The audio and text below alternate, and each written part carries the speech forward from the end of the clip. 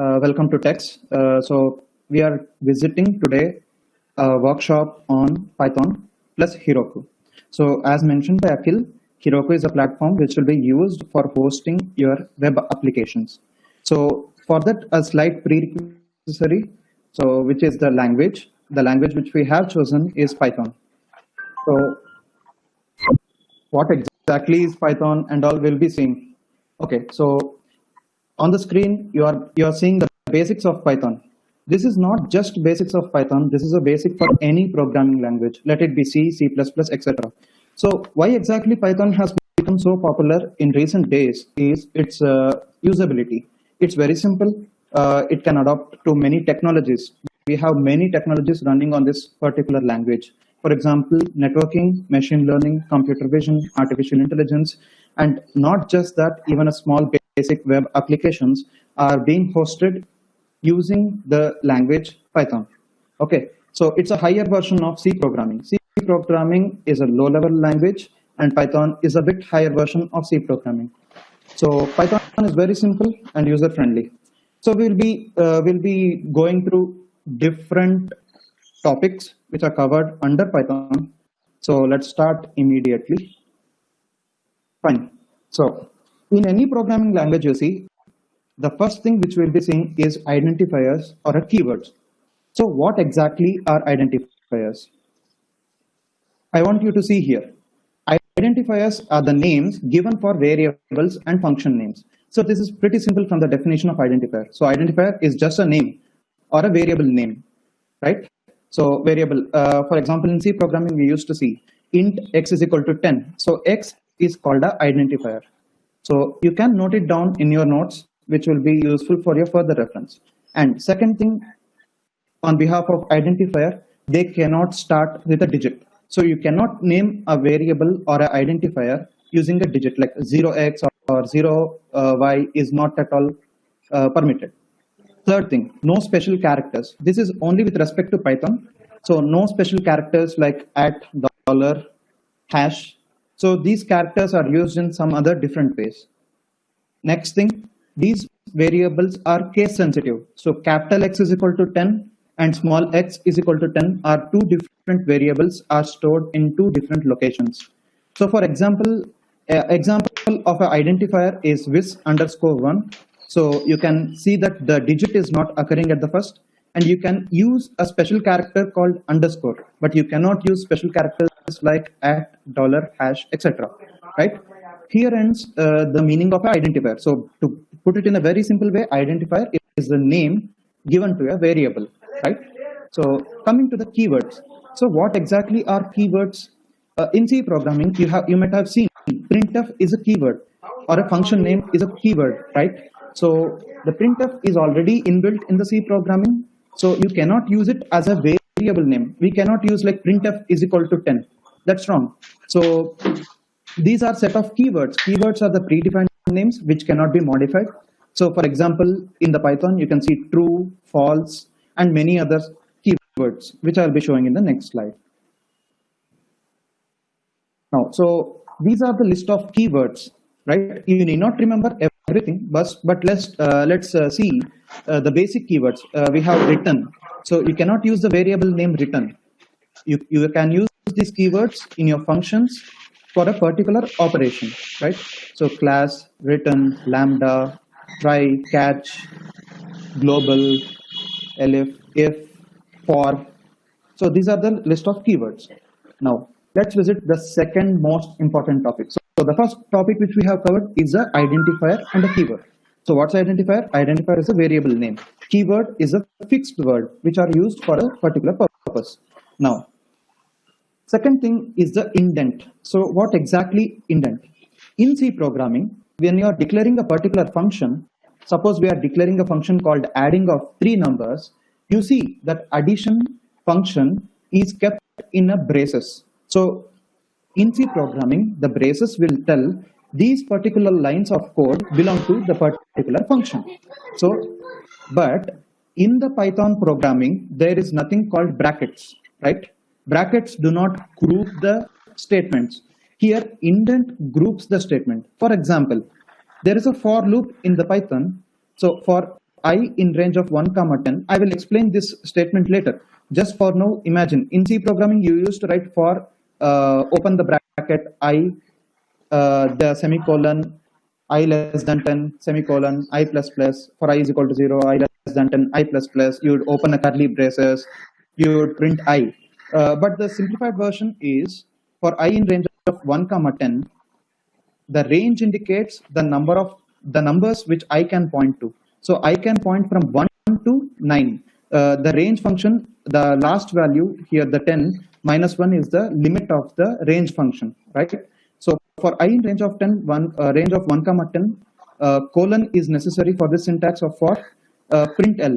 See here, the print statement is given an indent. So let me show it in my Python. So everyone can try on par with me.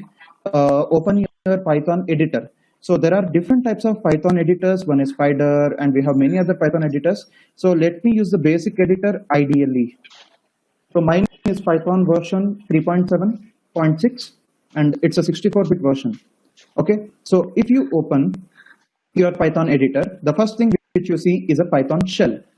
Python shell is very useful for very small statements. For example, if I type a is equal to 10, and just if I type a and click enter, right, you can see the value of a as 10. Or I can even use print of a. So these are the basic operations which can be performed in this shell. Okay. And you can observe one more point here. I have not at all declared a data type. So data type declaration is not necessary in Python. Here I have typed a is equal to 10. I have never declared here int a is equal to 10. So data type declaration is not necessary. I can even type a is equal to welcome to text. Right? So what does a point now? A points to a string. So just if I put a and press enter, you can see the welcome to text, or else you can even type print of a. Right? So here a was an integer, a is equal to 10. Here a is equal to welcome to text is a string. So how exactly to get a data type of a variable is use this function type of a. So if you see, the type of a is a string, the class of a is a string. So this is the basic introduction for a variable. So you can assign a variable to either integer, float, string. You need not declare it. Okay. And to print the variables, you can use the print statement, or in the shell, you can just type the variable and click enter. You will be seeing this, right? Okay. So these are very small codes. But if you have a very big code, what should you do? You can't go on using this enter always, right? So you'll be seeing there on the top left corner, file, open a new file. So this is a file to edit your Python codes. You can have a long Python codes edited over here, right? So for now time being, let us type the same thing, a is equal to 10, and print of a. And let me save this. Let me save this as a test1. And importantly, know that the Python files extension is .py. We have seen C program files are extended with a .c, right? In the same way, Python files are extended with .py.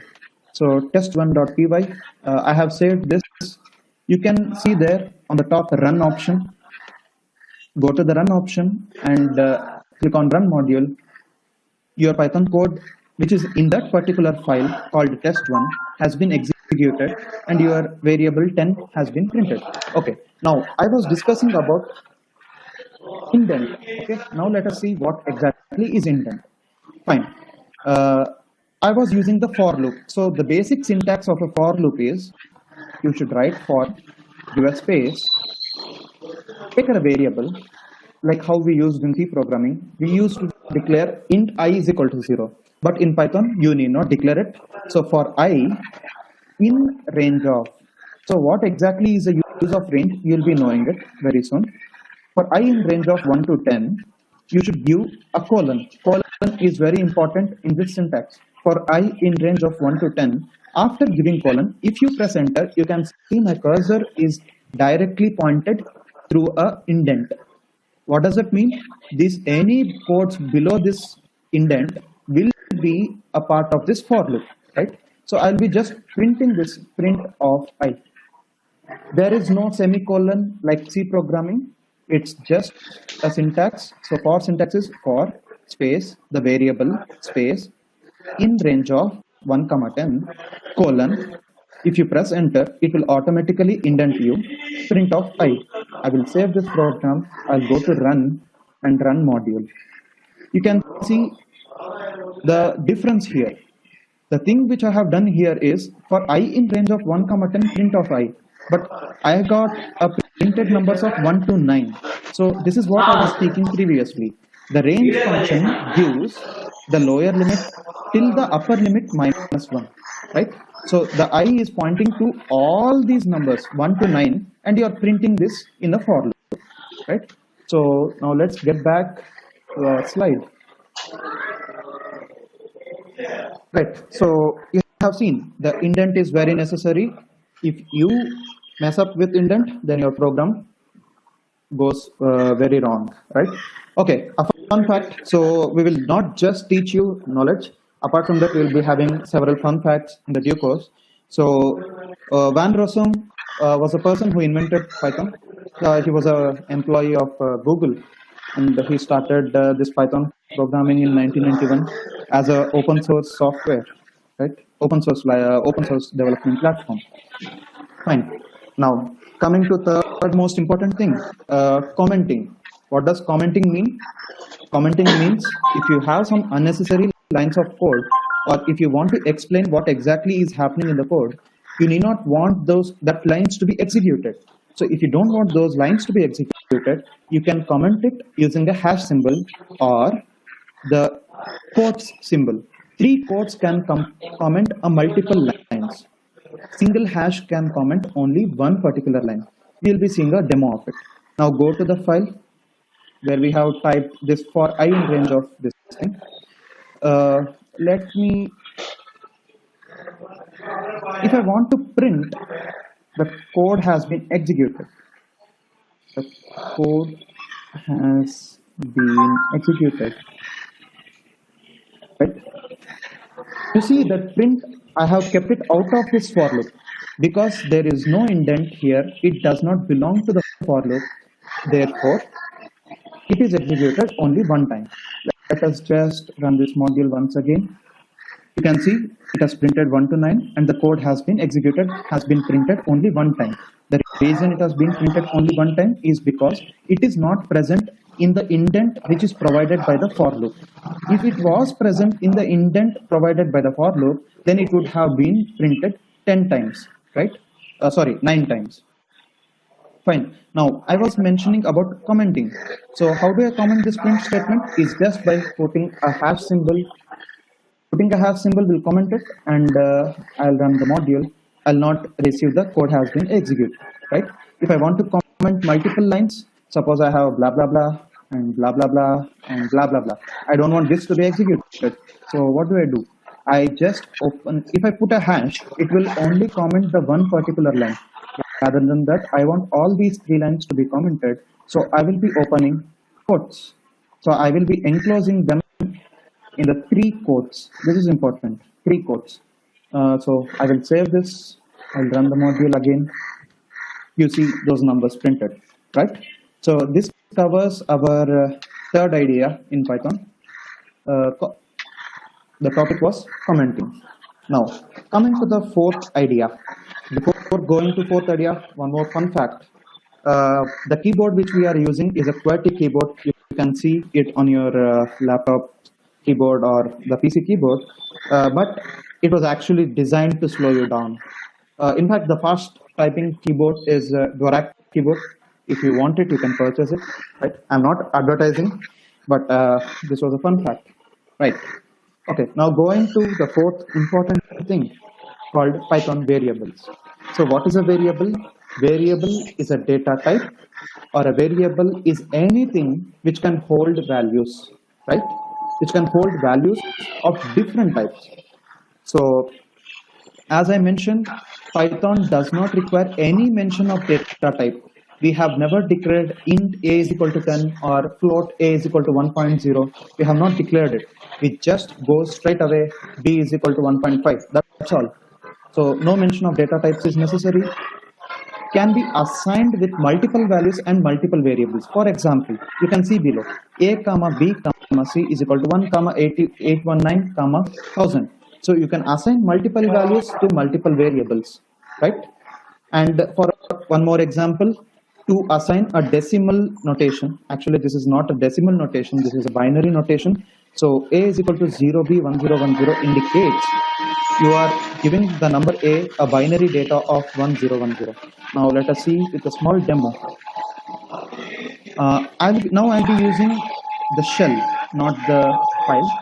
I'll be using the shell, right? So what I'll be doing exactly is I'll be doing the example what I have shown. A comma b comma c is equal to 1 comma 819 comma 1000.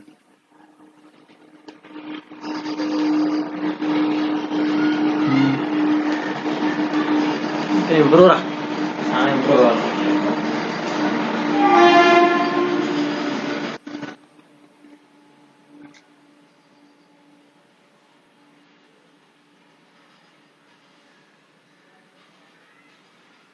Right? So you can see, yeah, one more thing. If you are struck in this anything like there was a malprint, if you're struck and you don't get 3 arrows here, so 3 greater than less than symbols or greater than symbols here, what you do is just press Ctrl C, you will be getting this, right? Coming back, we have assigned multiple variables with multiple values, right? So just let us print a is 1, let us print b is 2, and let us print c is 32. So this is how you assign multiple values to multiple variables. You can even assign different data types to different variables. For example, let us see a comma b comma c is equal to 1 comma 39.5 comma Vishnu, right? So these are 3 different data types. One is an integer, 39.5 is a float, Vishnu is a string. So I am assigning different data types to multiple variables. It is possible in Python. This flexibility makes Python very beautiful. So I'll be printing A, B, and C, right? So you can see that different data types also can be assigned to multiple variables. So this finishes our 4th major topic called Python variables. Coming to 5th topic, this is very, I want everyone to concentrate. Before going to that, there are approximately, there is one more fun fact, there are approximately 6,000 new viruses released every month. So when I was discussing with Akhil told, oh, I am not able to tolerate this coronavirus. How come 6,000 new viruses a month? The fact is, nowadays we are roaming around coronavirus. That is the reason we are thinking these viruses are biological viruses. These are not biological viruses. There are 6,000 like computer viruses that are released every month, right? So this is one more fact. Now quickly jumping onto the data types. So what data types we saw in C programming is also present in Python.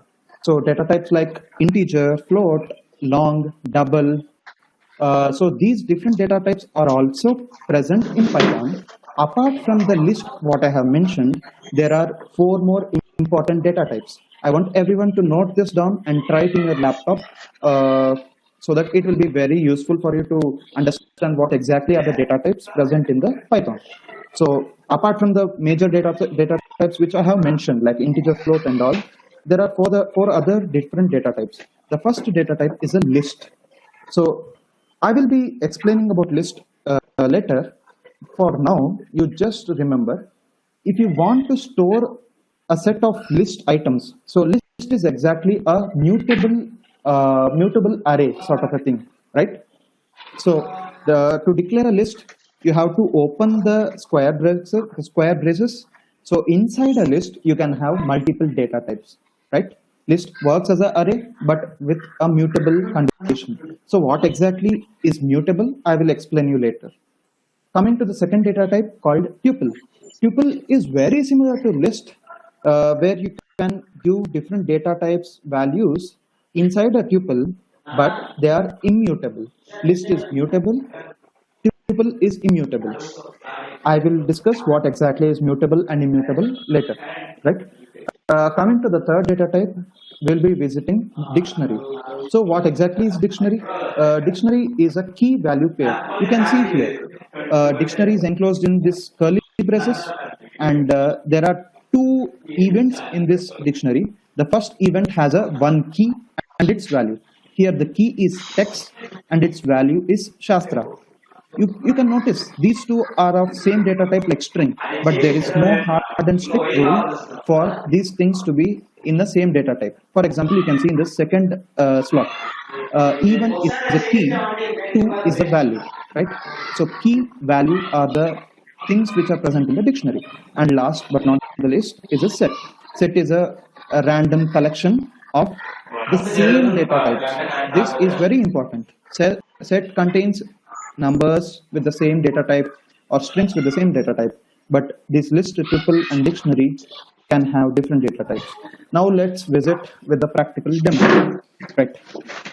So I will be opening the new file which I have created recently, test1.py. Okay. Now let me remove all these things. The first thing what we'll be seeing is a list, right? I'll be commenting it. Fine. So how to declare a list? To store a list, you need a variable. So let me take a variable x. So x is equal to, so how we say x is equal to 10. In the same way, if I want to declare a list, I have to open the square brackets. I have to type different data types separated with a comma.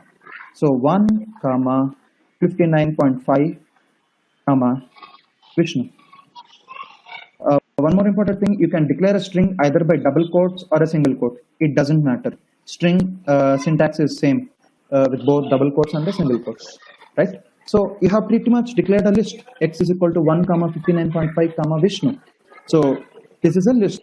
So list is a set of elements, right, which can contain different data types. So let me print this list, print of X. Save this program and go to run and run module, right? In the below you can see here 1, comma, 59.5, comma, Vishnu has been printed. Okay, I will see what is the type of this variable X. So I am typing in the shell type of X. You can see the type of X is a list. So this pretty much completes the list. This is the first very important data type. Guys, please know this list. If you know how to play with these different data types, then you are a small master, like it's a very low level belt in karate, right? Now coming to the same example, now I'm not declaring a list, rather I am declaring a tuple. So how does Python know whether you are declaring a tuple or a list? Is using these brackets. The square brackets maintains the list, and the curly, the round brackets will maintain the tuple. So again, I have given x is equal to 1, comma, 59.5, comma, Vishnu, and print x. I will run this module. Again, I have a tuple. But now, what is the type of x right now? X is the variable, right, in the program. Type of x. Enter. You can see the type of x was tuple, right? This completes the second important data type. Coming to the third data type called dictionary. So dictionary is somewhat different, right? So how to start a dictionary? You should open the curly braces. In dictionary, we will be having a key and a value. So what exactly is a key and what exactly is a value? Let me show it to you. Suppose I am working as a key. So let me say key is Vishnu. So key is Vishnu and the value is X. Okay. So if you open lot with Vishnu, you will be seeing text.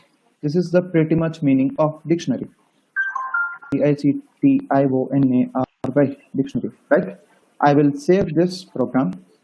If you want multiple keys and multiple values, you can use it with the separated comma.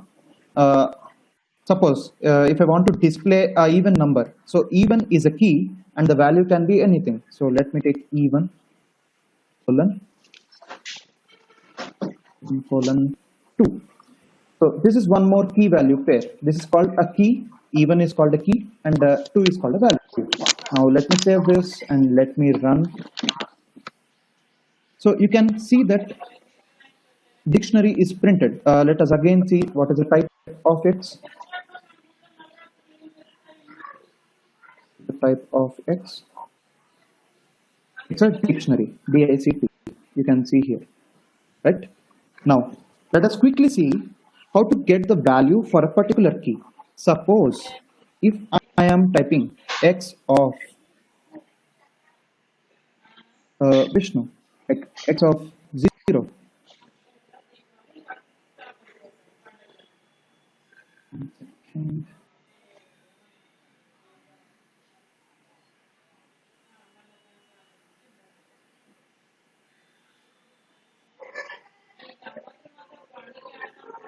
Okay, so if you want to access a particular value in the dictionary, it is only possible using the key. So I have taken a variable X which contains of this dictionary, which has 2 different keys and 2 different values. The first key was Vishnu, the second key was even, the first value was text, and the second value was 2, right? If I want to access this value text, I need to access it only using the key. So X of Vishnu prints the text, right? In the same way, X bracket of even will print the value of 2, but the reverse is not possible. So if I want to print even, it is not possible. So if I type X of 2, it gives me an error because you can access the values only using the keys. This is very important statement. And set is a simple thing. Set doesn't require so much of emphasis. You can just see it from the slide. So this pretty much covers our 5th topic under the Python, right? This is very, very important topic. Data types are very necessary. You have to know. Yeah. Okay, fine. So we finished with the data types. Let us quickly go further. We'll be finishing it very soon. Okay.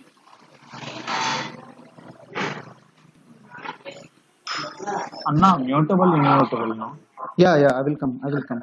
In this slide, we will see what exactly is the difference between mutable and immutable. Fine. Keep the things apart. So slicing is also the next important thing. Slicing is exactly to take a bunch of pieces from from a very big thing. For example, you slice a chapati out of your big chapati, right? In the same way, for example, A is a list which contains set of even numbers 2, 4, 6, 8, 10. If I want to slice it out, what does it mean? If I want to access some particular elements, suppose A of 3. So what exactly A of 3 prints is the indexing starts from 0. So A of 0 is 2, A of 1 is 4, A of 2 is 6, A of 3 is 8. So A of 3 will print 8 for me, right? If I want to get the A of 1 to 3, okay, so from 4, 1 to 3 indicates. Always remember in Python, the above -1 is where the value you can access. It is the upper limit, okay? You can access the values from lower limit 1 to the upper limit -1, right? So A of 1 is to 3 will indicate A of 1 and A of 2 alone, not the A of 3. So 4, 6 is the slice, right? In Python, there is a negative indexing also. So in the normal indexing, we know 0, 1, 2, 3 is the starting indexes of these different elements.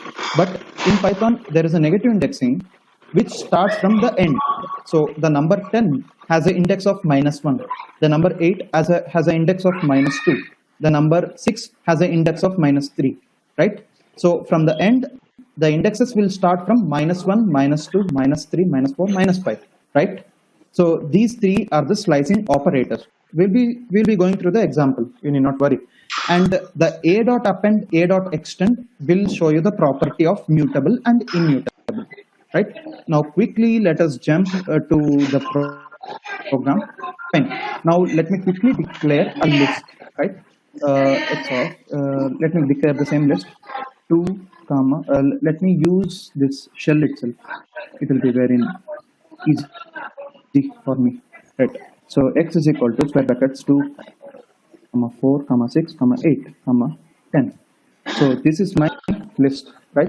If I want to create one more list with a slice that is present in the x, suppose if I want to create a y which contains only 2, 4, 6. So what should I do is y is equal to, you can see here down. So y is equal to x square bracket 0 is to upper limit minus 1. I want only 2, 4, 6. So 0, 1, 2. So you need to press it till 3. And if you print y, you get 2, 4, 6. Right? So the upper limit minus 1 is the thing where you can access till that end. So from 0 to 2, you can access the indexes. Right? So you can even have y is equal to x bracket of negative indexing. So I mentioned minus 3 is 2 minus 1. So if I print y, what exactly comes is minus 3 is to minus 1. As I mentioned, 10 is minus 1, 8 is minus 2, and 6 is minus 3. So upper limit minus 1. So minus 3 and minus 2 are the indices which are printed with respect to y. So this pretty much clears the slicing operator. Right? Now, I have mentioned about immutable and mutable. Mutable means you can add elements, subtract elements, delete elements. You can modify a list, right? That is the mutable property that a list can have. But its counterpart people cannot accept this changing of the elements. For example, I will show you. I have this list, right? So x is equal to, yeah. Bro, I have a little doubt, bro. Yeah. Y is equal to x of slicing minus 3 comma minus 1. Yeah. For minus 3, it is 6 square. For minus 1, that should be 10 only, no, bro. Why I that is told it, you, bro? I told you upper limit minus 1. Upper limit. Upper limit minus 1 is the value which you can access. I can access only minus 3 and minus 2, that's all. I cannot access this minus 1. Okay, bro. Here also 0 is to 3 indicates 0, 1 and 2. X of 0, x of 1 and x of 2. Here also it indicates x of minus 3, x of minus 2 alone. It cannot access the upper limit, right? We cannot access minus 1 only. Yeah, it cannot access the upper limit. Okay, bro. Thanks, bro. Okay. Now let us see. Can I change this list? Can I add one more element called 12 to this list? Yes, I can. So for that, there is a pretty basic function called append. X dot append. You can see that x dot append of 12. You have appended a value to your list. Now if I print x, you have got this element 12. This is called the mutable property. You can change it. Suppose if I want to convert this list into a tuple, suppose I want to convert list into a tuple, what will I do? I will just put y is equal to tuple of x. So y is a tuple now. If I print y, I have a tuple of 2, 4, 6, 8, 10, 12. But x is a list where y is a tuple. Can I do this y dot append? Let us see. Y dot append of 12. There is an error. So you cannot modify a tuple. That is the reason we have this mutable and immutable properties. You can even use this extend. You can go to that function and check what is its use. Now here completes the sixth part of Python programming. Coming to the seventh part, how to take input and how to give an output. Before that, fun fact is basically anything that melts can be turned into a glass. I never knew it. Fine. Things apart, how to get output and input. We know the output is using the print statement. And how to get input, let us see using a demo. One more important property of displaying output, right? Print statement has a special function called dot format. You can see on my slide, there is something called dot format. Let us visit it now. I will go to the Python shell. I will just take x is equal to 10. Let this be my value. Fine. I'll get this to top. Fine. X is equal to 10. What I want to do is, I want to print a statement. Print the value of x is the value of x is equal to, I have to print this value 10 here. So how do I print the value of 10 here? This is a string. It cannot have this integer value written here. So what will I do is, I'll just open a curly braces, open and close a curly braces, and I will close the quote. Okay.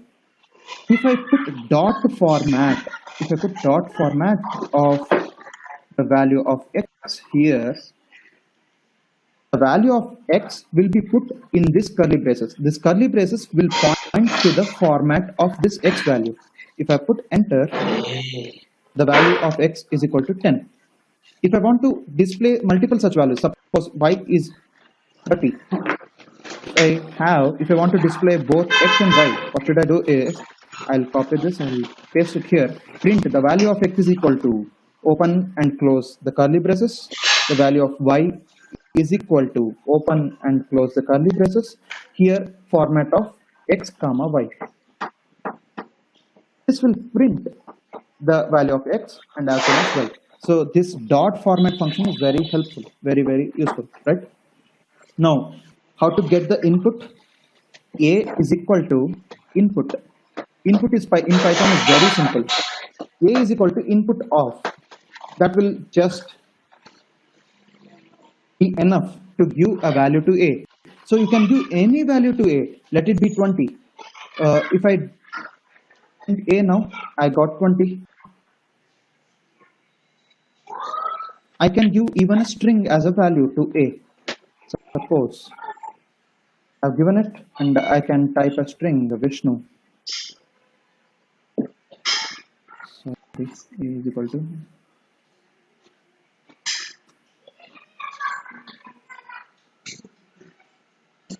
I have given a string also as an input. If I print A, I got a Vishnu, right? So this is how you give input values to the variables, right? Fine. Now coming to the next slide of special operators. This is the 8th very important point. So as I mentioned previously, for I in the range of 1, 10, there in is a special operator. It is called a membership operator. So this in, not in are the membership operators. And the identity operators is and is not. For example, let us again go to practical implementation. The first operator which we are seeing here is and is not, right? So let us go to this command prompt. A is equal to 10. And if A is 10, it will return true. A is 10. It is returning true. What does it mean? This is will show the identity.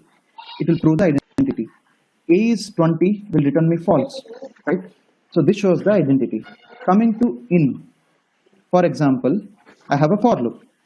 For I in, okay, let me declare a list quickly. X is equal to Vishnu. Let me have this list, right? If I want to print these names, Vishnu and Akhil, what should I do? I should go to for loop. For I in.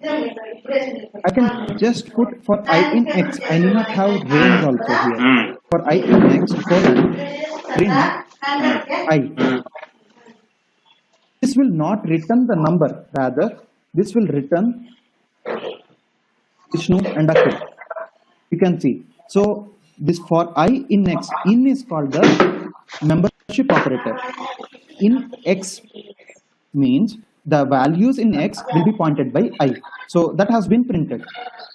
In range of 1 comma 10 will give you the numbers for the particular I variable. So this is pretty much the special operators.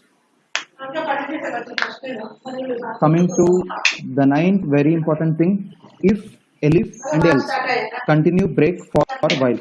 This also we will quickly see it here. Suppose, let us see, we already have above that a is the value of a as 10. So if a is equal to 10, you need not open brackets or close brackets in the Python. Just give the keyword if space a is equal to 10. What I want to do, this colon is compulsory. If a is equal to 10, you can notice there is an indent automatically. So what I will do, print a is 10.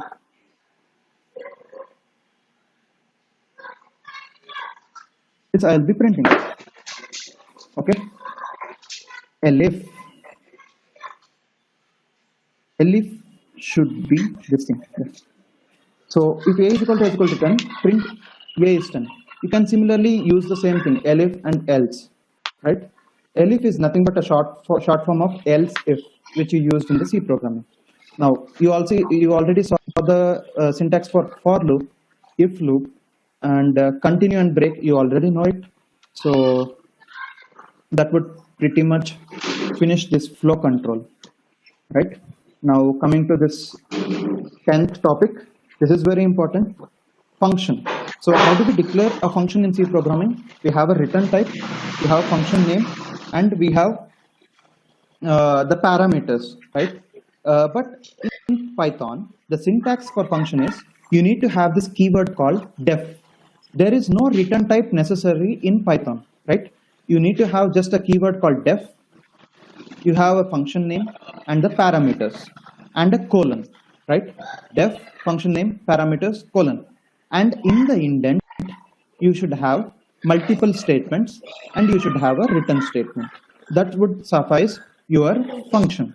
For example, if I want to show you, I want to define display, a function called display. I should have the parameter of x, right? And a colon. So if I want to display the value of x, see, you can notice the indent there, print of x. So any function, any value, any parameter passed to this function display, it has to print this thing. Okay, and after printing, it has to return me this x, return of x, right? I will save this. I will run this module.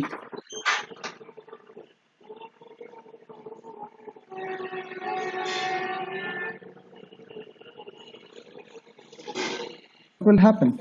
Display of 10. Okay. Spelling mistake. Display. Okay, sorry. Display. Display of 10. It has printed x and it has also returned. So let me store the return variable in y. Y is equal to display of 10 would give me again the same error.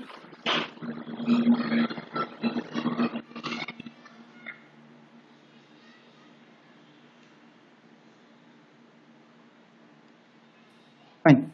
So y is equal to display of 10. It will print x and it has returned the value of 10 to y. So if I just print y, you have this 10 here, right? So this is pretty much return. Return can also return multiple values. This is very important in Python. So in C programming, you can see only one parameter can be returned. But in Python, you can return multiple values. I can take two parameters here and I can print x and I can return multiple values here. So for example, suppose a is equal to display bracket of 10 comma 20. Again the same thing, it's actually display. It happens.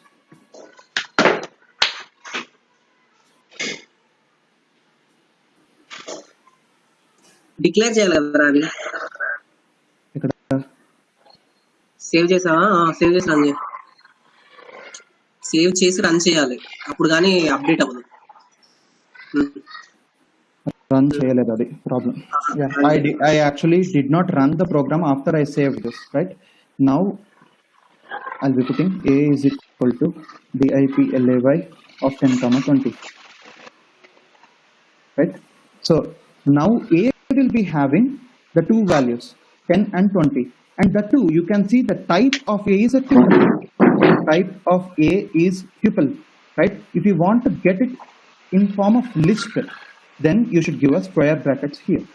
This will make it a list there, right? Fine.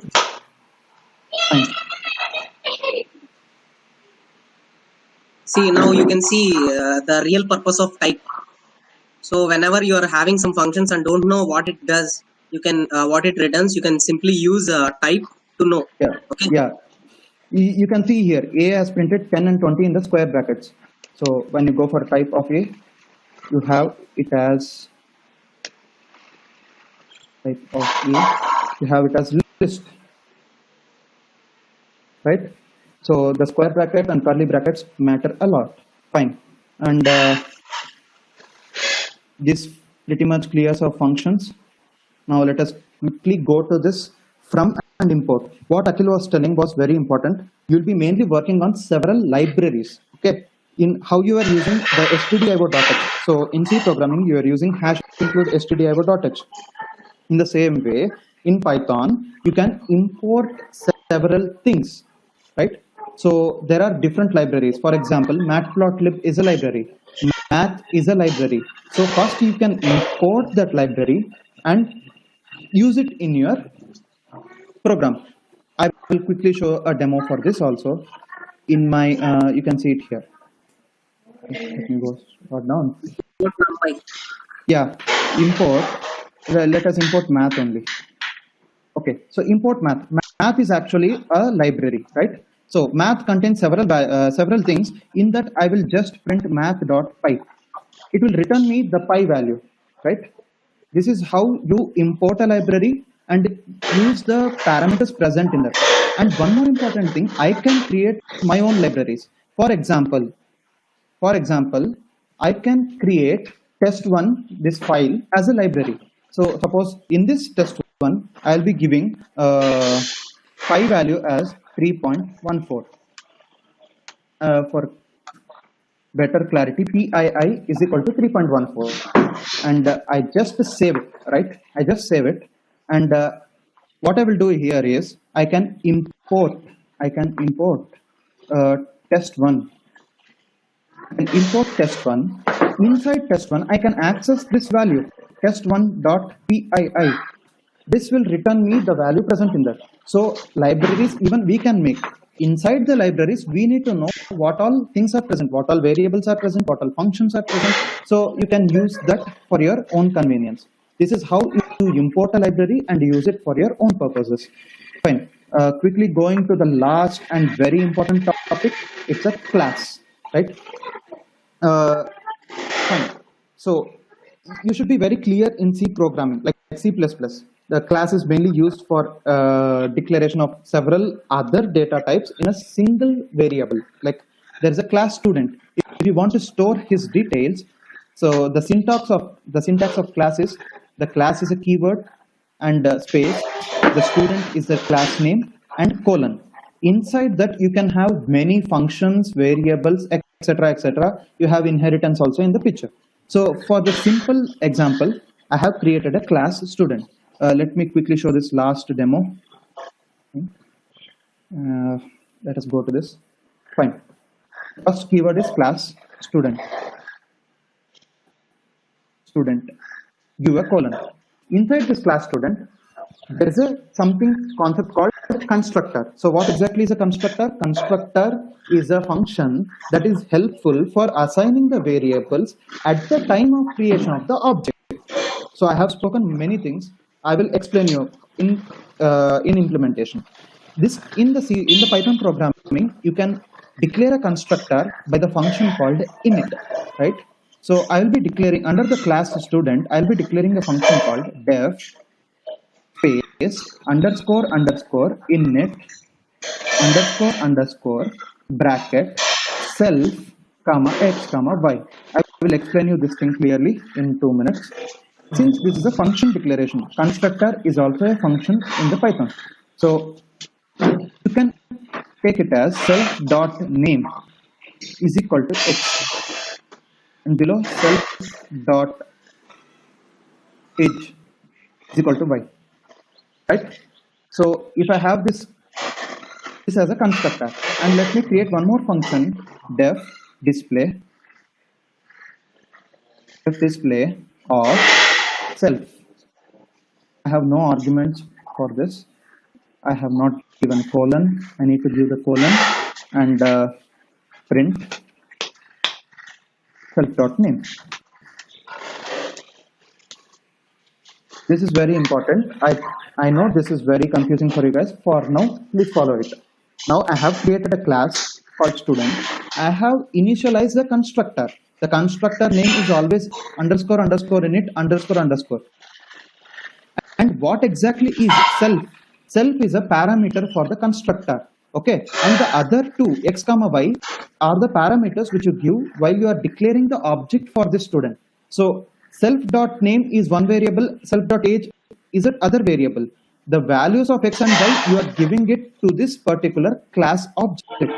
Fine. In the same way, self dot name will be printed. Let me show you the output of this thing. Let me run this file. I have run it. So let me create an object, stu student. A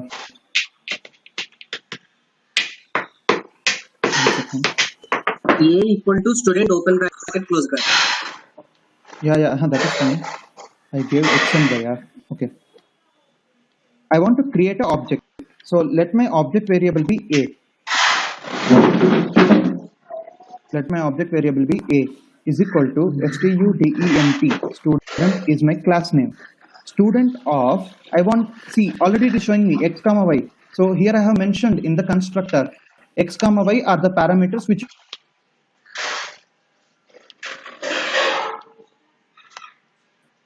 and my age is 20. And so this will pretty much create object A with the class student with the constructors initialized. So how do I know whether my name has come to this object A or no? I can just type a dot name. If I see that a dot name, you can see here name is the variable which you have taken for assigning your constructor.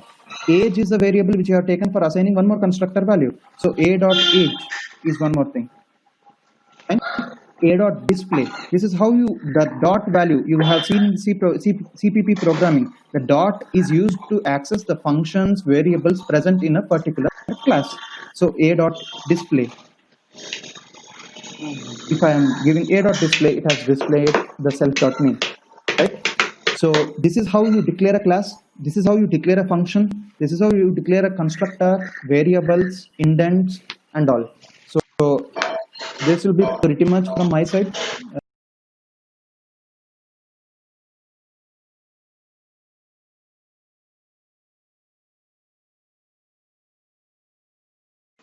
This is the database which I have created. Okay, so I have used a third-party database to store all the data. Okay, so here I have added, see, you can see the URL x.heroku.herokuapp.com/results.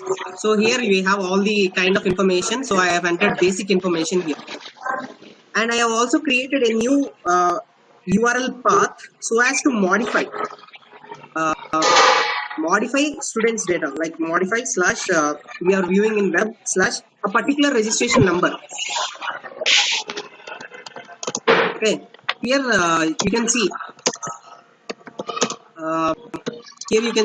to edit all the data, and once you edit any data here, okay, once you edit any data and submit, it will be redirected, and you can see the reflective changes. Okay, and I have also added an API, a particular user view slash API slash registration number, so I can get all the data. See, I'm going to get all the data as a dictionary. So this p name I have used as a parent name. So this one will be constant, and this will be that particular user's data. Okay, so this is the API which I have created. So now we'll start basics on how to. Okay, let's get started. Okay. So Heroku is a cloud platform service. It's a company provided by Salesforce. It also supports different languages: Java, Node.js, Scala, Clojure, Python, PHP, and Go. So that is why Heroku is said to be a polyglot platform. So build, run, scale applications. You can deploy also. So Python, as you have learned from Vishnu, Python is an interpreted high language created in 1991. You have also seen the photo of the creator, Guido Rossum. So Python's design philosophy emphasizes code readability. So anyone with no knowledge of Python can understand the code very easily. Okay, and use of significant white spaces, which he means is indentation. So with indentation, you can understand which loop or which function does the code belongs to. Its language, construct, and object-oriented approach aim to help programmers write clear logical code for small and large-scale projects. So widely, Python is being used widely in development areas next to Java. Next, JSON. JSON. Where is it? Okay. JSON JavaScript object notation is an open standard file format. So whatever you see in your mobile or everyday life, everything is run on APIs. Okay, so APIs run on JSON format. So the information will be sent as a format of like this. So EMP-ID is an employer ID and it is a unique ID. Okay, so similar to dictionary, this will be created. Okay, so every details can be shared here and there. Similar to this one, P-name Sutapur, like that. And it's also be easy to read, store, and also transmit because it requires very less amount of data, and it can also work with 2G, 3G speeds very fastly. So in order to do this class, we are supposed to have basic knowledge of Python coding, which Vishnu already gave, and Flask. Okay, so we are going to use a library in Python called Flask to deploy web apps. Okay, I'll be teaching you how to use Flask, and knowledge of JSON. As you see, this is the JSON. You can understand easily while programming. So here are the links you have to initiate Heroku Python. Okay, the libraries which we are going to use are Flask and Ganicon. Ganicon is being used by Heroku. Flask we will be using. Okay, just for having a brief understanding, I have asked you to install those libraries. So now,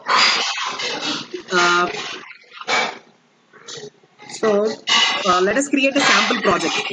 Okay.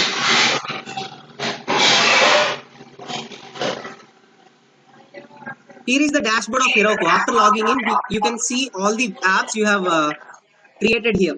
Okay, so this is the app which we have communicated earlier, Text Heroku. So here lies everything.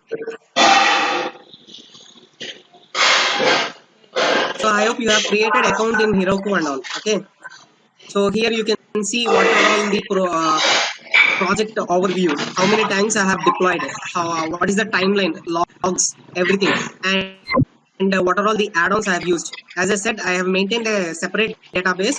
So this is the database Heroku Postgres. This is the database. Okay, that's an add-on, and it's also a free add-on. So the resources. Here you can see Ganicon as an web dyno. So here we have free dynos of one dyno. Okay, so dynos are basically a separate cloud. A cloud user. Okay, so you will be having one user. Anytime anyone comes or access your website, that individual person is alone responsible. Like if 1,000 members are applying, all the 1,000 will be going to that same person. So if you want to have higher application, then you can go for higher dynos. Okay, so deploy. Here they will show you how to deploy, like if you are having any modifications and all, here you can see how to make those changes. We are going to use Heroku CLI. So the command line interface. Okay. So first you have to log in Heroku and everything. I will teach you each and every step. Metrics, how your data, how your that particular website is being handled, and analytics also can be done here. Activity the same as I showed you, overview, how many times when it is being built, when it has started, and everything. Access and all, who can access, and who can modify and all. Settings here, you can show, we saying that we can store up to 500 MB. So this project alone consumes 49 MB around. Okay, and this is the storage location where my project lies. This is used for database URLs or any other external configurations. Okay, and at the end you can delete your app here. So this is the dashboard and what are all the different options available in Heroku. So now we'll create a sample project. Okay, so I'm going to create a new folder here, Heroku on the desktop. Okay, let me create a new folder with its unique name.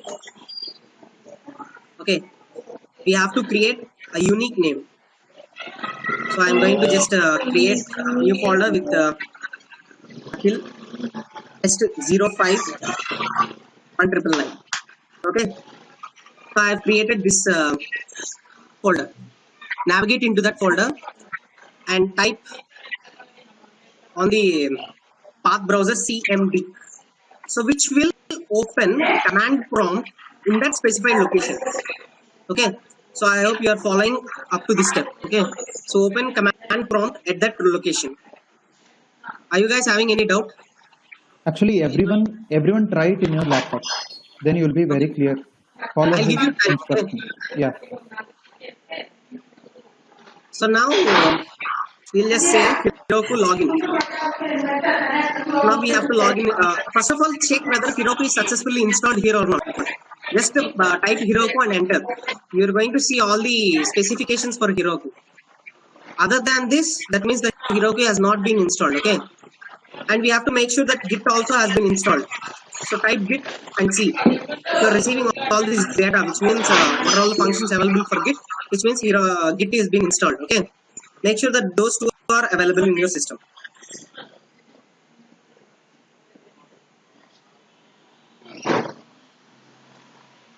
So we have navigated into that folder, and now we are going to use login.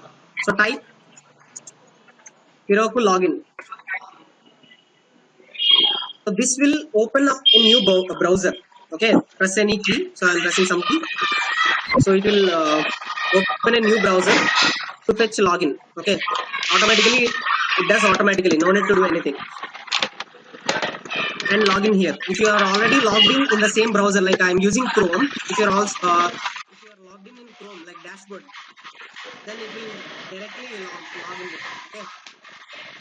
If you are not signed in, you have to sign in again. Okay, then only this CLI will understand. Close this tab, and if you go to command prompt, you can see logged in as my user mail ID. Okay.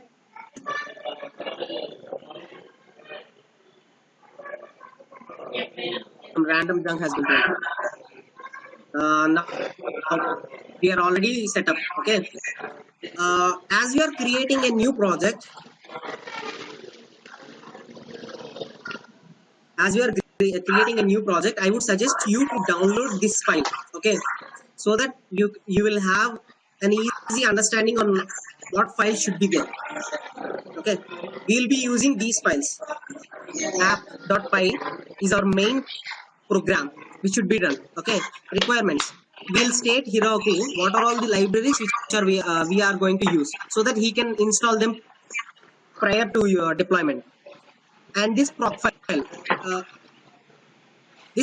indicates that special function, how it should run in Windows file. Okay, when your Windows system, when you are debugging, this will be useful. Okay, and this another proc file which is not a Windows file is used by Heroku, so that he can understand how it should run in each server. okay, in its cloud. env, environmental file, okay.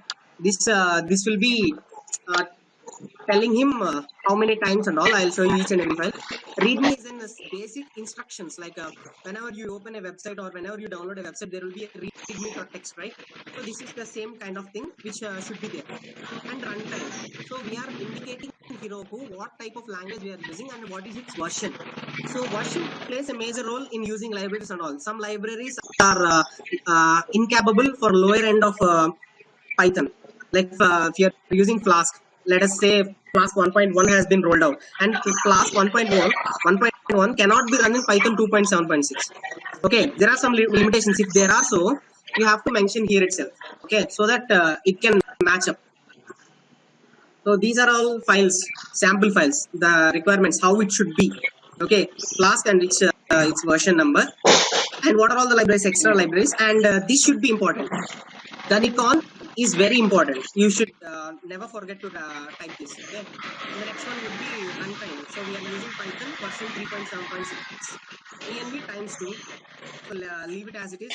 The default value is times equal to 2. And profile of Windows. So like I said, if you want to run or debug in your system, this file should be there.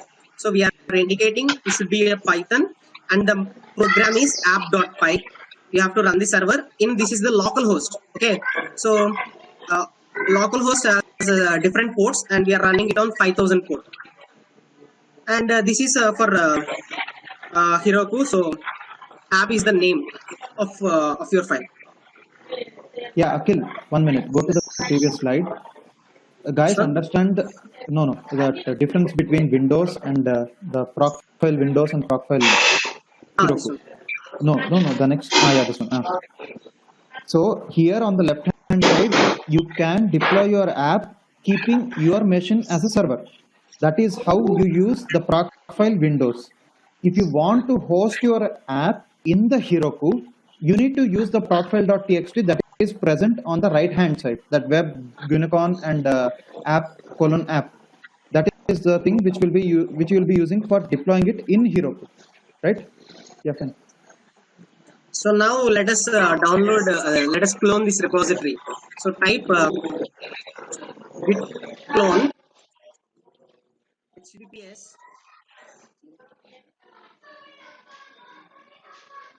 github.com. Let me see.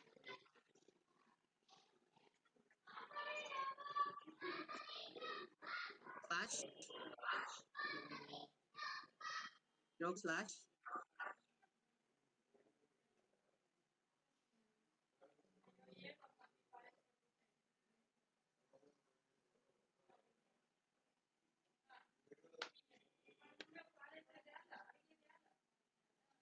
Okay, type it in your command prompt. Everybody do it and click enter. Send it in chat. Okay, I'll send the link in chat. Okay. You will see in your folder that this folder, what we have cloned here, it will appear. Okay, it will be get downloaded here.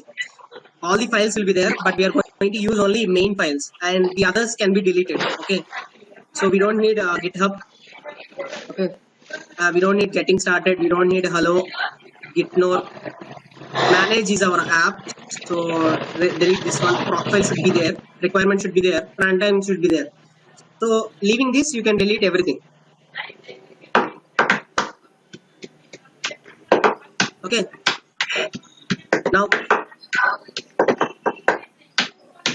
copy all these files, paste it in this folder. Okay, this is because Akhil test 5.1.9 is our main app, so delete this one.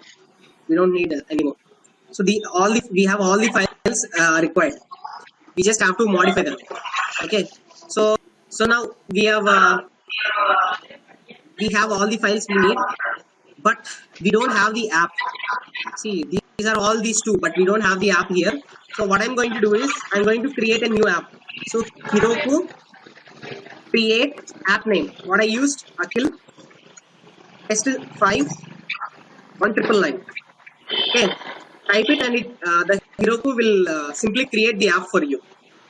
Okay, the project has been successfully created. If the name is already been taken, Okay, it will show that it's already in use. Okay, so now if you refresh this dashboard, you can see the new app developed, created for you here. And the color is important. This color represents it is running.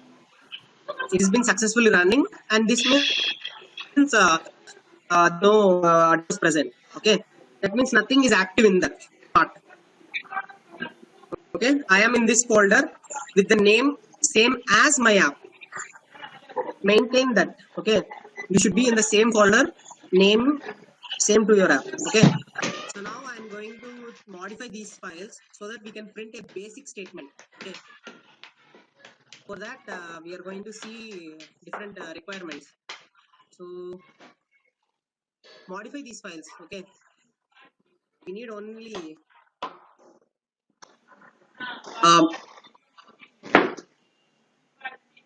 modify according to this Ganicon equal to 20.0.4. For now, use only this one and Flask. First three, Flask course, Ganicon. Only these three files. Okay. So let me type it here. Flask equal to 1.1.1.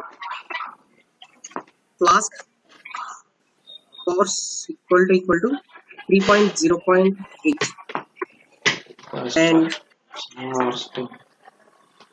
Ganicon equal to 20.0.4. Close it and open the other one, runtime. Make sure that it has Python 3.7.8.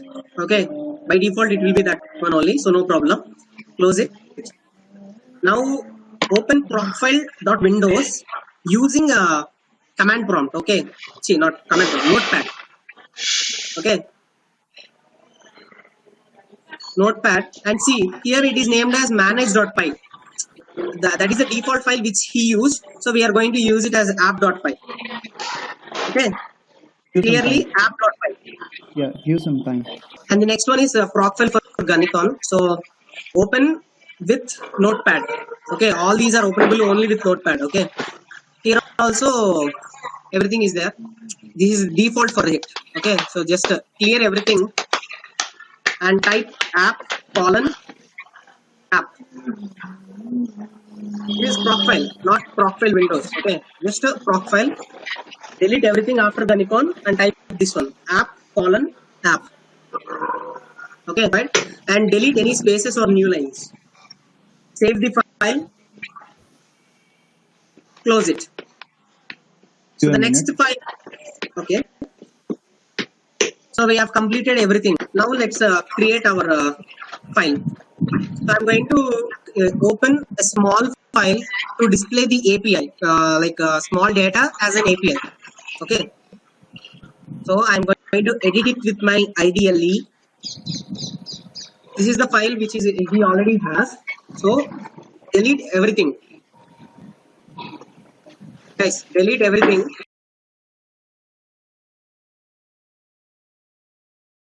It's in my case, Akhil equal to Flask of underscore name.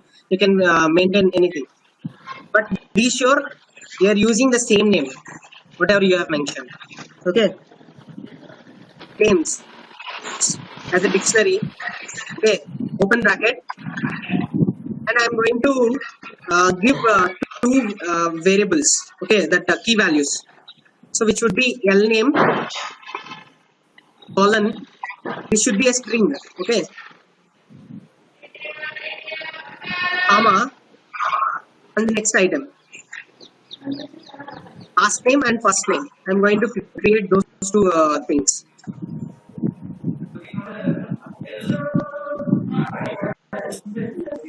F name is a key. Sutapalli is a value. It's a type of dictionary. Now we have to see, we are going to have a different dictionaries, right? So I'm going to store it as a different array. So for that I'm going to declare like 0. Okay, so this will be our index. Okay, so names of 0, this dictionary will be shown, and you can have another also.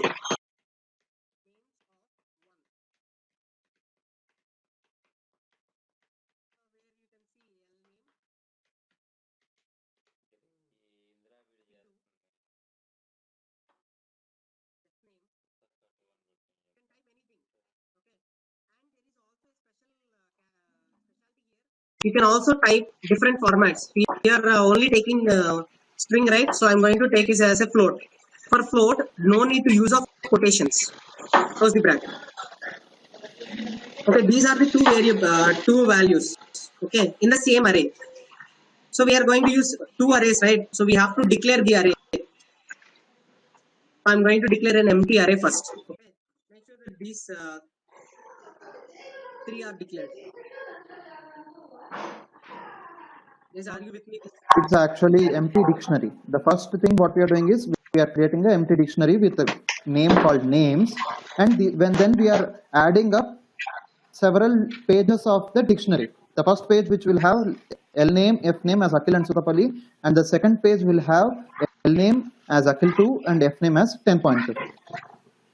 10.2 would be float. Yes. See, we have created a Flask object, right? It should be assigned to some variable. I have created my name Akhil. Okay, you can Yes. have anything.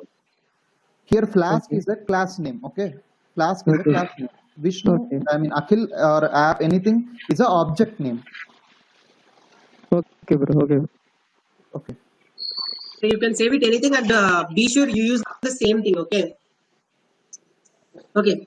The next thing would be, like I said, we have to use some different URL paths like a slash, okay, slash images, slash results, as I shown you before.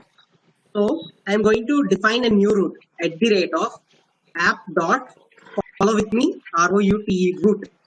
Okay, and here the first parameter will be it will use two parameters. The first parameter will be the path. So the path will be slash view. I'm going to use whatever the URL you give, slash view comes here. Okay, and we have different methods like get, post, put. Okay, so get means you're going to receive the data, which means it is asking. So just type methods equal to capital get. Close it. Akhil has given app is equal to Flask of name. If you have given your own name, then type that name instead of that app. Okay, so I've given app, so yeah, same. So whenever we are redirecting to view, we have to say what type of values. We have to run some code, right, to return the value and all. So we here we have to define the class. So I'm going to define a new function to be specific. I'm going to function name it as a view. Okay, and I'm going to declare some code, whatever you want. I'll just say print view. Okay, and now I'm going to return the data. Okay, so return. Okay, return JSONify. Okay, this is the function we are going to import from Flask. Okay, JSONify, which means what are all the data here in the dictionary you have declared, we are going to convert it as a JSON. Okay, so now JSON of what data should be sent. We are going to send names. So declare the names. Okay, that's all. We have declared a basic function here, basic root slash view. So in Python, Vishnu showed how to run the file without any functions like a main function, right? In C and C++, we have to define main, void main of, and that function will be run, right?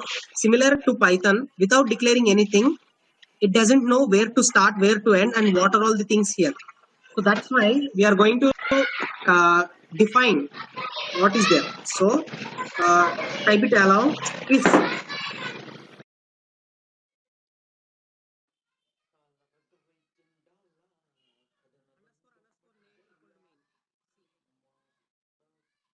and paste it here. So this will indicate the main function. Okay. If underscore name underscore equal to quotation underscore main underscore quotation. Okay, it's a condition. You are going to check whether it is a main function. Then we are going to run our app dot run open bracket threaded equal to true. The main use of threaded is we are having different users, right? So if let's say I am hosting and Vishnu is a user 1 and Vishnu 2 is user 2. So if Vishnu 1 asks me for a specific function, I'll be responding only to Vishnu 1. Okay, if Vishnu 2 comes in between, I won't talk to him and I won't listen also. If you use thread, which means I can handle both, like I can talk to Vishnu 1 and Vishnu 2 simultaneously. So that is the main use, because your users will be many. So that's why we can have threaded. So threaded equal to true.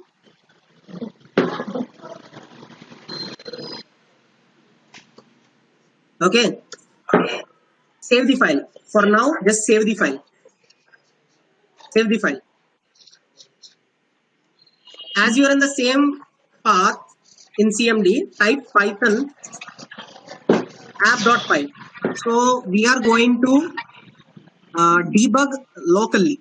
So that's why Python app.py. Click enter. Okay, there is a small error. Well, let's see what error it is. Capital T, obviously. Okay, type it again. Python app.py. So now we are having a separate our system acts as a server here. So it is also showing what is the URL. Copy the URL, open any browser, paste, and we have given the root as view. So if you type, you can see our values declared here.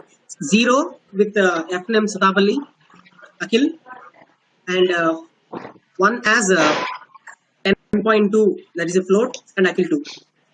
So you are supposed to view this in your browser. So complete up to this step. So here in CMD command prompt, you are going to get a localhost URL, okay, which is running on 5000 port. You get it? And you can see what are all the lines printed here, 127.0.0, and this is which means anybody tapped, if anybody used your URL path, it's going to print here how many times it has been used, and 200 status indicates that it's a successful usage. 404, that means page not found. You usually get the error in internet, right? 404. I'm going to stop this by using Control C. If you use Control C, it's a keyboard interrupt and it will stop whatever function it has been running. So whenever you are stuck, you can use Control C. Okay, so let me check whether I am okay. I already logged in, right? So now we are going to use git commands so that we can store our folder, all the contents in this folder in that particular location, right? So okay, let me go here, and we have to redirect, right? In order to store, we have to specify the location. So that's why I'm going to use this command. Just use this Heroku space git colon remote space -a hyphen a and your app name.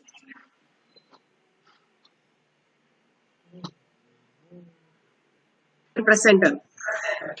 See, we will be having okay, not a git repository. Okay, this is the first time I'm going to use, right? So that's why whenever you try to log in again, you have to use this command so that Heroku will be redirect to that. For this project, we haven't created anything. So just type git init so that an empty will be initialized in this location. Okay. Just to type git init for the first time. If you're creating the project for the first time, directly use git init and git add space dot. Okay, git space add dot. Okay, these are all the basic lines for you to tell the git to upload all the files. Okay. The next command would be git commit space -am type it as first. So we are going to comment first. So you have to type this command. Let me just post it in the chat. Okay, type git space commit space -am space quotations first. Press enter. So all the files will be stored in a particular location for the first time. Okay, and from next time onwards, we are going to just update like sync. Okay, if there is any deletion of files, it is going to just sync it. Okay, for the first time, you have to upload everything. Okay, so that's why it shows 7 files have been created. All the files we are what we have in our folder are being uploaded. Okay, where okay, so now we are supposed to show Heroku where to get those files, right?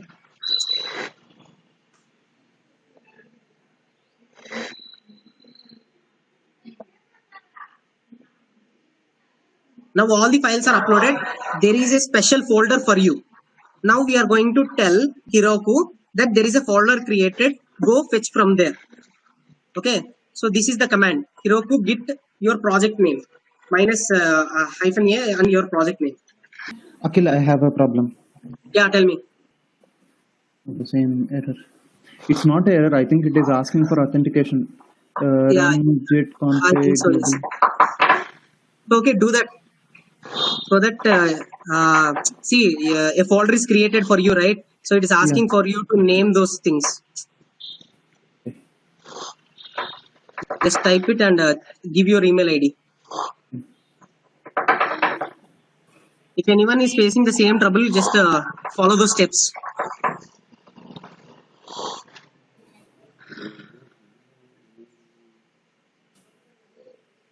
Okay, and now with the username.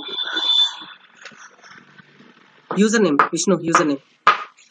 What's my username? Yes.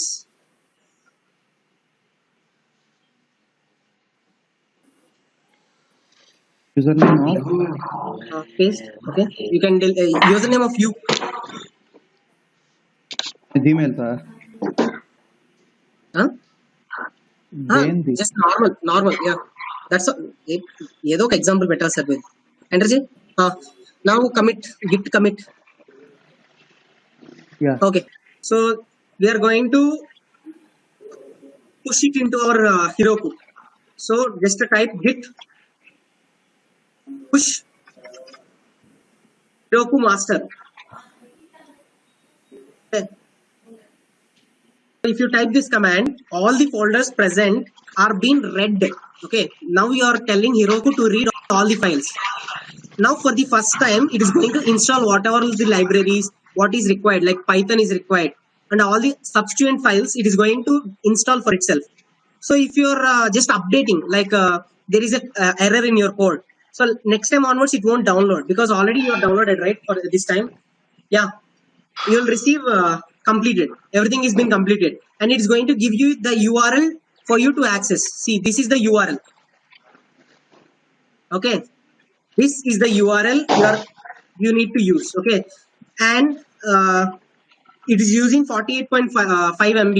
As I said, Heroku allows up to 500 MB. We are using only 48 MB, so no problem. Copy, paste it in the browser, and we are using the extension /view. So that's all. Your app has been hosted successfully by Heroku, and you can see all the data here. Num will be the number here, 0 and 1 is there,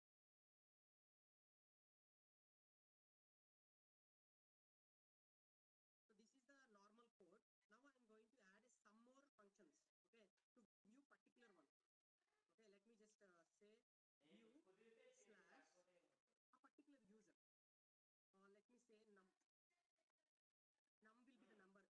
So this will be the number.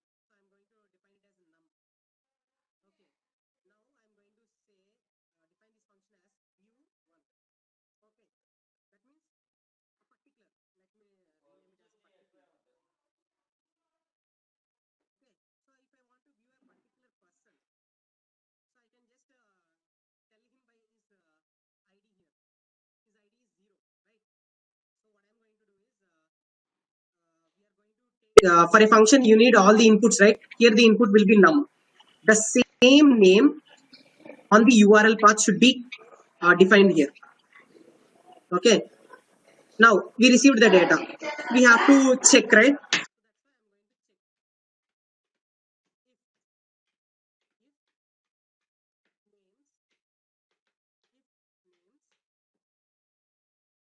And str of num. See, since we are giving 0 as a number, so it has to identify it. So simply use str of num. So it is going to convert any format into string, like 10.2 will be quoted in 10.2. Okay, that is the function. If name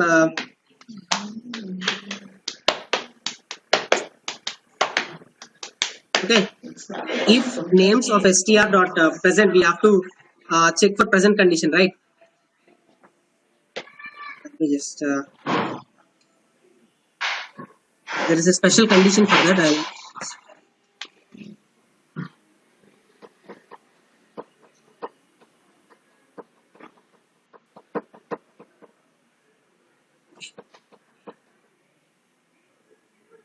Just to say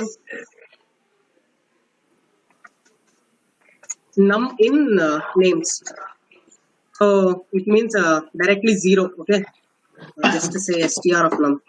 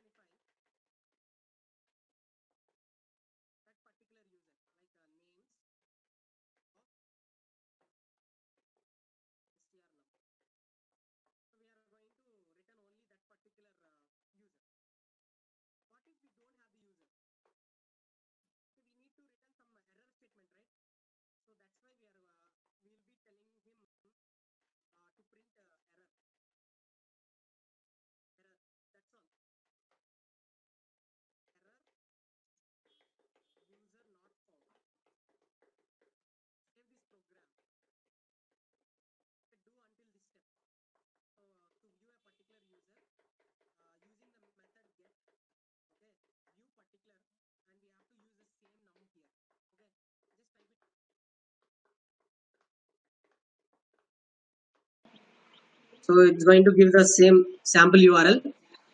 Okay, view slash I'm going to give 0.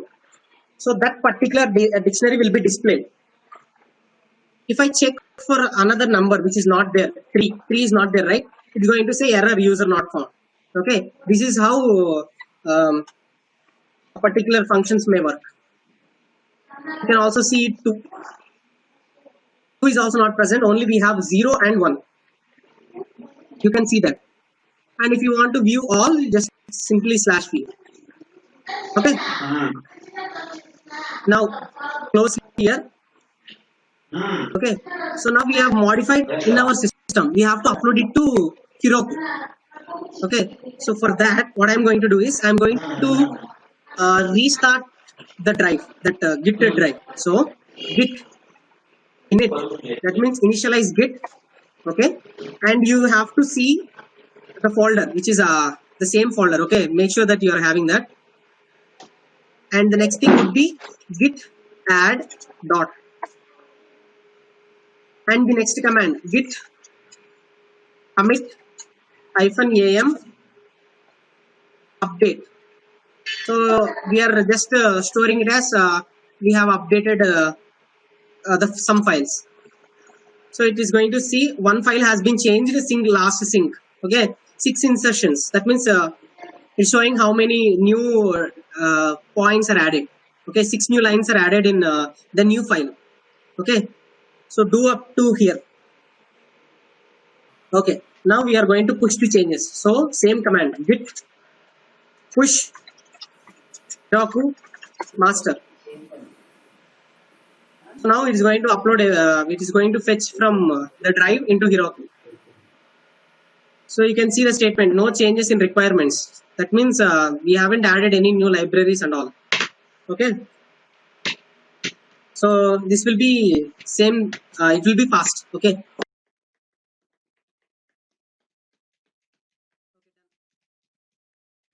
and you can go to the main URL and check /1. You can see that particular data has been printed from Heroku itself. Okay, so your Python program has been successfully deployed. Okay, you have also modified your program. So that's how you use Heroku.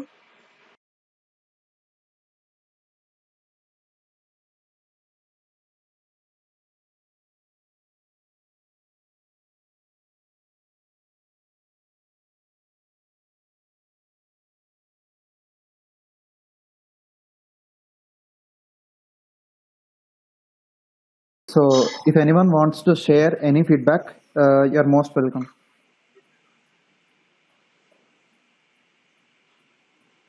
You can See, unmute what and am speak. I? Anna, it was too fast. It was very not useful, or you have wasted our time. Any feedback is fine. But the main intention of this workshop is the rush was there. I accept, but the main intention was you have to get familiar with Heroku. What you want to do with Heroku, it's left to you. How do you want to develop your application? Everything is left to you. The main intention of this workshop was to introduce you to Heroku, introduce you to Python, introduce you to Heroku and how to use JSON formats, etc. things. If anyone has feedback, you can share it. Okay, I'm. Meanwhile, you can see my screens that I'm. Okay, yeah. If you are having any doubts, Any doubts? Any feedback?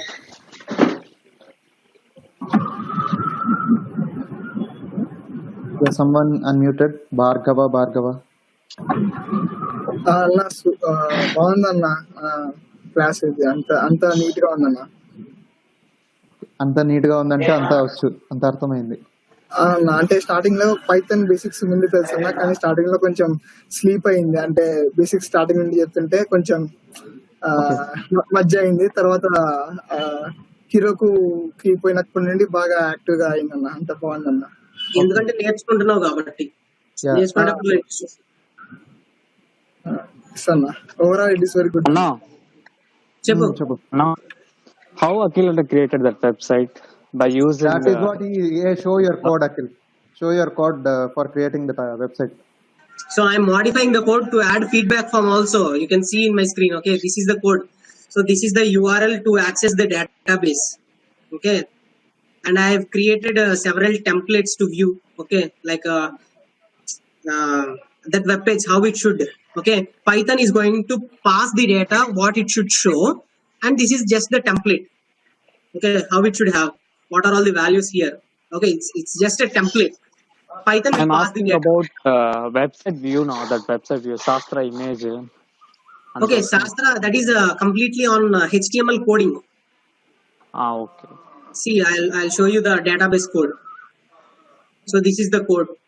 Here I have used the Sastra logo downloaded from the internet. No, the question is now he is asking how are you integrating Python and HTML. In Python, you can include this HTML thing. Yes.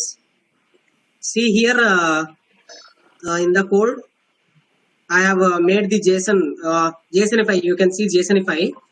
And the next thing is this one, render template.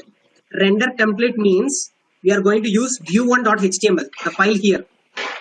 View1, okay, which is a HTML extension. Open that view1.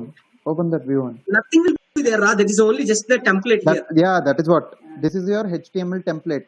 This thing has attached to the Python JSONify thing. Yeah, not JSONify, render template. You have to render that template, okay, and the name of the template and the data which I'm being passing. Okay, A is the user. Okay, it is going to fetch from the database. Okay, like the Python code we have written was the backend one, no? Yes, backend. Okay. So I'm saying feedback. Okay, yeah, I'm going to use Git. So every time you have to use Heroku Git remote X. What is that? Heroku. Okay, it's been reinitialized. Okay.